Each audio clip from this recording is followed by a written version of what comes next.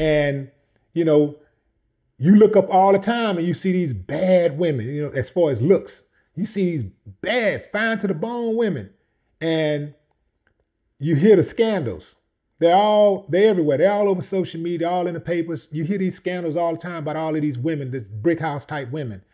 And they talk about some of the scandalous stuff some of these women has done.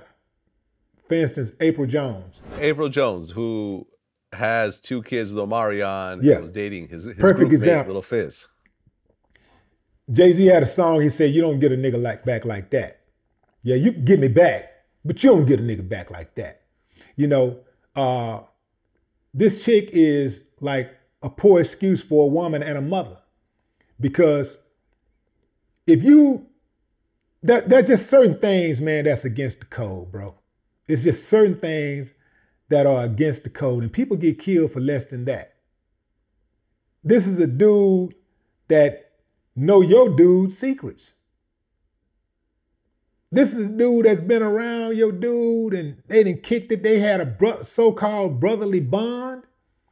So, and out of all these dudes in the world you could have gotten with, you link up with a first-class sucker? That make you a sucker. You see?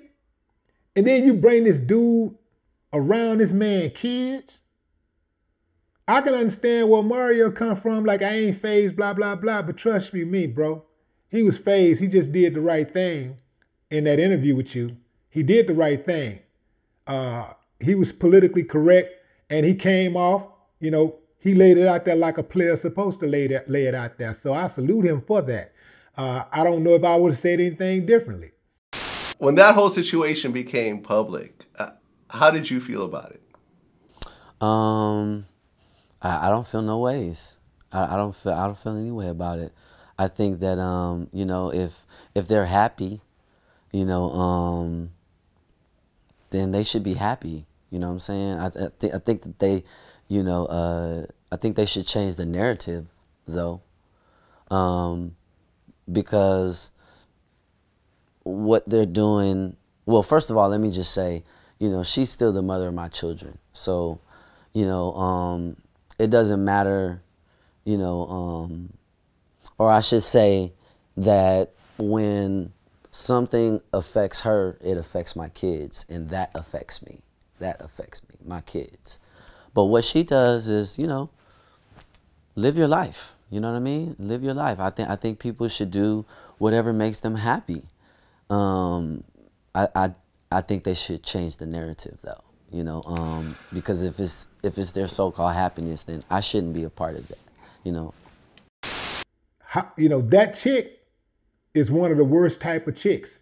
But you had dudes saying, man, I get it. Man, he ain't got to have, I hit that, I heard dudes say that they'll knock down Stacey Dash. Stacey Dash couldn't get my dick hard. I don't care how she looks. She just can't do it. She don't do it for me. You know why? Because her brain is corrupt, bro. Her mind is gone. Like she's nothing. Like she threw a whole race of people under the bus for profit and acceptance from another group of people. How could somebody like that stimulate me? Some dudes don't care. I get it. Some dudes are the dogs that society say they are. I'm not that dude. I'm cool on Stacey Dash. If I got close enough to Stacey Dash and nobody was looking, there probably wouldn't be Stacey Dash anymore. Okay? So this is what I'm talking about, bro. Like I'm really about what kind of person you are. There are women out there that society may think that don't look as hot as Stacey Dash. But because of her heart, her mind, I would give her more access at my heart, at me, than I would Stacey Dash. I would get more excited. I would get more excited for her because of what kind of person she is. You know what I'm talking about, man. You've been around, you know, like, you know when you get with a woman that's riding for you and sometimes she'll do something, you be like, oh yeah, I picked a winner. I got a winner, boy. That's you know, that shit turn you on, boy. That's a turn on. That's a turn on to me. I'm like, you do something for me like that. Like, damn, man, they don't make these type of women every day. They don't get out. You know what? Damn, you know, even if I'm tired, man, let me get on here and put this work on in, man, you know. Let me put this work in, baby. Damn, baby, you make me proud. Damn.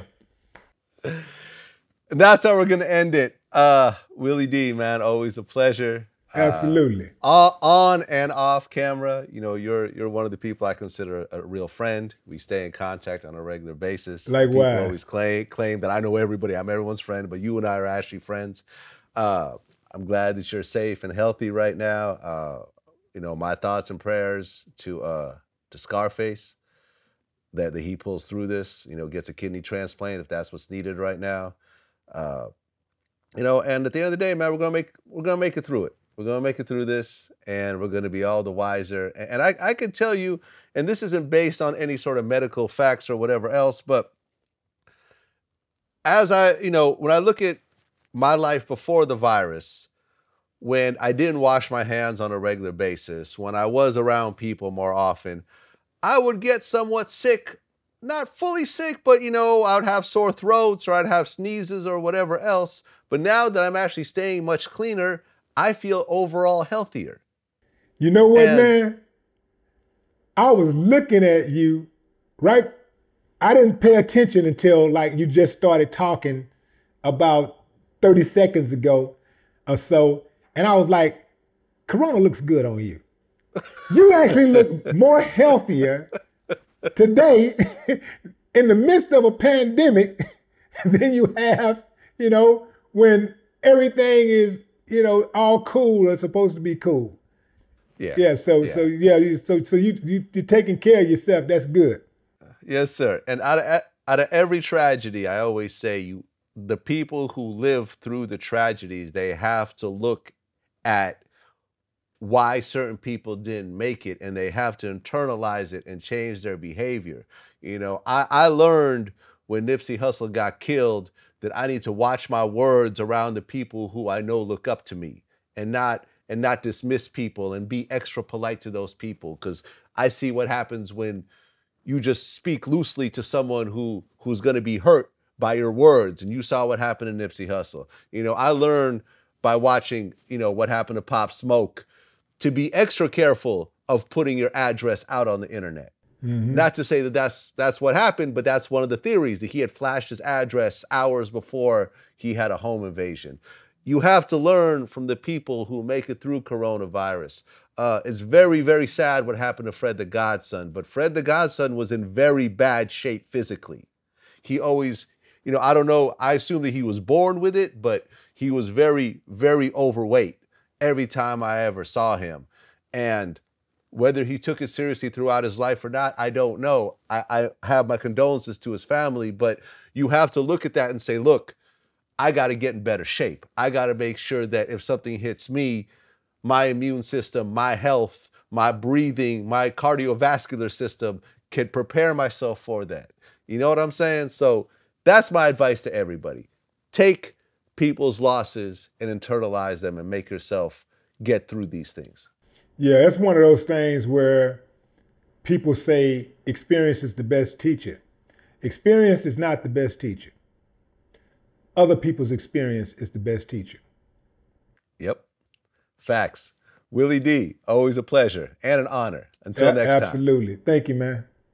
Peace. No more talk.